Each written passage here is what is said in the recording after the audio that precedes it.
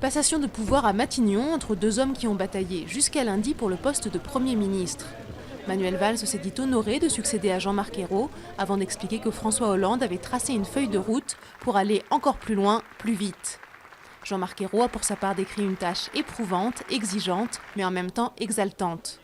La composition du nouveau gouvernement devrait être dévoilée au plus tard mercredi.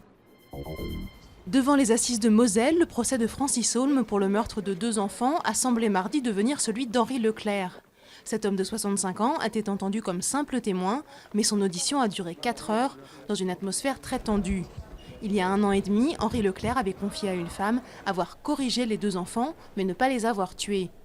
Au vu de ces nouveaux indices, la Cour a renvoyé le procès. Un nouveau bilan qui fait froid dans le dos. Plus de 150 000 personnes ont trouvé la mort depuis le début de la guerre en Syrie, selon l'Observatoire syrien des droits de l'homme.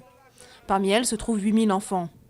Après 3 ans de conflit, aucune des 2 parties ne parvient à prendre le dessus, malgré les avancées de l'armée dans les provinces de Damas et de Homs. La Guinée fait face à une épidémie sans précédent du virus Ebola. Ce sont les responsables de Médecins sans frontières, l'une des ONG les plus actives dans le combat contre la fièvre hémorragique, qui le disent. Le virus appartient à la plus grave des 5 espèces des rétrovirus qui causent Ebola. Il est mortel dans 90% des cas. Choc de titans en quart de finale de la Ligue des Champions. Manchester United reçoit le Bayern Munich. Une semaine après leur sacre en championnat d'Allemagne, les Bavarois partent grands favoris.